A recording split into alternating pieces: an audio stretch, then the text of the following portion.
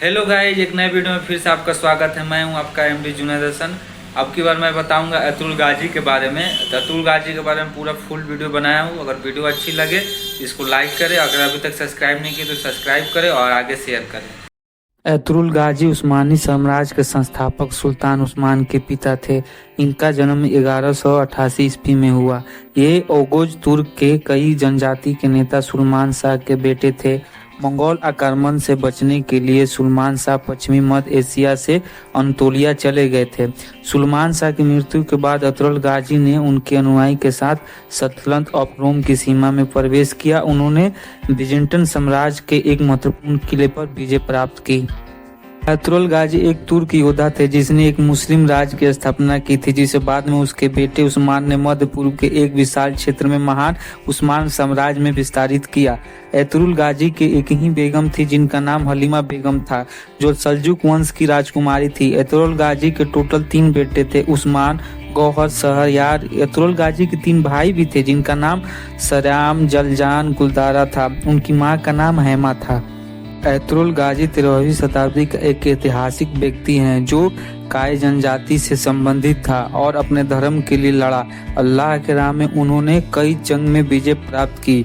1232 ईस्वी में जहां सुल्तान सलाउद्दीन ऐबक के पुत्र अजीज का शासन था, पहले अतुल गाजी ने अजीज से दोस्ती की और फिर सुल्तान अलाउद्दीन की भतीजी हलीमा सुल्तान से शादी की, जिससे उनके 3 बेटे हुए। उन्होंने आइबुजिड्स और सल्जुक से दोस्ती की, ओलंपो के पास पुरसेडस के एक गढ़ पर विजय प्राप्त की और फिर अतुल गाजी सुल्तान अलाउद्दीन के बहुत करीबी हो गए।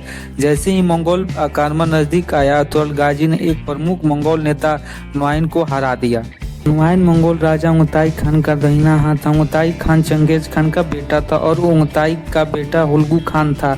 और फिर अतुल गाजी ने अपने कबीले का नेतृत्व कॉन्स्टेंटिनोपल के पास सोंगोत में किया और वहां सबसे पहले उन्होंने बजेटाइन के एक महत्वपूर्ण किले पर विजय प्राप्त की और सभी तुर्क जनजातियों को इकट्ठा किया। सुल्तान अलाउद्दीन की मृत्यु के बाद अतुल गाजी ने सेल्जुक साम्राज्य का सुल्तान बन गए और अतुल गाजी जैसा सेनानी योद्धा हिस्ट्री में दुर्लभ है, लेकिन दुर्भाग्य से हमारी पीढ़ी उन्हें नहीं जानती। इस्लाम से गुजरने वाले सभी सेनानी जिन्होंने इस्लाम के लिए कुछ किया, उनका एक अध्यात्मिक पहलू अवश्य रहा होगा। इस्लाम की शुरुआत से लेकर अब तक का हिस्ट्री उठाकर देख लीजिए, आज भी अगर कोई इस्लाम और मुस्लिम उम्मा के लिए कोई फर्ज निभा रहा है तो उसमें कुछ रूहानी पहलू जरूर होती है। जैसे कि शेख मोइनुद्दीन इब्न अल अरबी, अल्लाह उन पर रहम करे, उन्होंने अतुल गाजी के पीछे थे। यह शख्स शेख मोइनुद्दीन इब्न अल अरबी ही थे जो अतुल गाजी की मदद करने के लिए अंडलूसिया से आए थे।